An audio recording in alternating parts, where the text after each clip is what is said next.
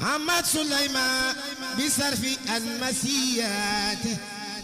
كيما تقود سمام للرسيات أبدا إذا ازداد قلبي أذن بهجتها. asalaamaaleykum mbokk yi ñoo leen di nuyu bu baax di leen ñaanal jàmm te di ko sàkku si yéen waaw di wax ne donte nag wax di yéen ñu topp saa su ne si seen bi nga xam si ne moom moo di ëttu xam-xam di seenu diine bi nga xamante si ne saa su ne yéen a ngi ànd ak ñun saa su ne ñi ngi jëli information ak di leen jox li nga xamante si ne moom moo di yu baax yi nga xam si ne mi ngi daw tey kat yéen a ñu gis foofu noonu nga xam si ne mooy cere yooyu ñuy lay di cere yi nga xamante si ne kat ndigal la lu jugee si Cheikh Mouhamadoul Mountakha Bassirou di xalifa général de Mouride ñu ngi koy ñaanal saa borom yàggal ko fi te may ko ak wér te saa borom suturaal ñi nga xamante si ne kat ñoo nekk si ginnaawam boot si Mountakha dafa ñu ay xewal ba liggéey bi mu ñu liggéeyloo yàlla na yemb ba mu amee ko comme ni mu ko bëggee waaw ñu leen di wax ne kat seen bii di ëttu xam-xam di seen boo xamante si ne kat seen bu am njëriñ la waaye seen la boo xamante si ne kat képp ku si topp rek mën naa ne kat doo réer kon mbokk yi ñu ngi leen wax ngeen woy di partager di abonné ndax ngeen mën a jàpp si li nga xam si ne moom moo di liggéey bi ndax loolu moom mooy mën a doxal li nga xam si ne moom moo di liggéey bi kon ñu ngi leen di wax ne kat maanaam yéen ñi nga xamante si ne maanaam yéen a ngi gis loolu di cere ji cere yooyu nag Cheikh Mouhamadoul Mountakha moo joxe woon ndigal li teg ko si loxo ki nga xam si ne kat moo di sëñ Modou Diaw moom nag ànd ko ay rakam ku si mel ne Serigne Ibrahima Diaw ak ñeneen ak ñeneen ñu ko àndal bokk si ne ki nga xam si ne kat mooy Baye Cheikh Mbaye Baye Fall nekk jàmbaar joo xam si ne jàmbaar la si yoonu liggéey si Ibra Fall ak yoonu liggéey Serigne Touba kon ñoo ko gisandoo mbokk yi cere jaay noonu ñi ngi si mbooloo mi nag takku nan takku goo xamante si ne foo ko takku weesu na ko ndax mën naa ne cere yi ñu si baree bari kat fajar boo dikkee da nga yaakaar ne fi lan fanaan fu ne la waaye di jugee di fi ñëw te mbooloo mi fi nekk rek mën naa ne wax dëgg yàlla jégg na doy wa ñu waxale ne kon cere yi kat am na loo xam si ne am na si muy kane daaw bu ñu xoolee cere yi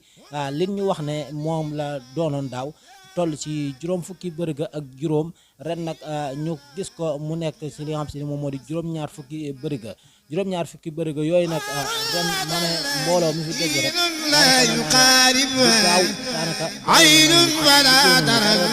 دمت مكيات kon loolu أر لدى الله أدرب مقدرة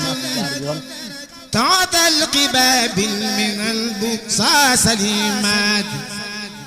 فوقنا القناديل نورا في بواء بغل يخجلنا بدر يد طوغ سماوات لهم جزم رتيب خالد قدر لهم ترى بجال يريد جنات مرآة أزواجها أبدانهن نهب نور أمدادها يجري سراجات ما مسهم ملد ذو الأرض أنسى سيء من الوجم ذي وجف ولا سات وليس يبقين بالأزواج من بدل وباجة النور تنمو كل ساعات ولا يزلن أسارا عندهم أبدا أكرم بهن خريدات سفيات ولا يزرن إلى موت ولا ألم بلا يزلن مقيمات محبات هنا القواني لوات القلب تاب بها يختار على سلمى وإنات ومارهن اتقاء لا إذا تريا بتوبة من ونفس لتات بتوبة وبإسلام إلى ملك قد جاد بالمصطفى كنز البريات أي لم تنبشي لرب لا شريك له مع الذي قد وصولي مهاجاتي أي لم تنظي لرب لا سبيع له مع الذي هو أقصى مراماتي علمت نفسي لرب لا نزيل له مع الذين هدوا خير المهجات علمت نفسي لرب لا معين له مع الذي دينه خير الديانات علمت نفسي لرب لا ابتداء له مع الذي خطوى خير طريقاتي علمت نفسي لرب لا انتهاء له مع الذي قربه كبرى مهماتي علمت نفسي لرب جل عن ولد مع الذي مدعو صرهي وعاداتي علمت نفسي لرب جل عن خرد مع الذي جله أرجى سقيراتي أسلمت نفسي لرب جل عن مثل مع الذي قد نجا من كل آفات أسلمت لله رب العالمين بما محمد خير من ولا ومن ياتي شرع علي الذي أعلى مراتبه فوق المراتب في المال وفي الآد والآل والصحب والمستمسكين به أزكى صلاة بها تنفير وناتي صلى علي الذي ألا متليا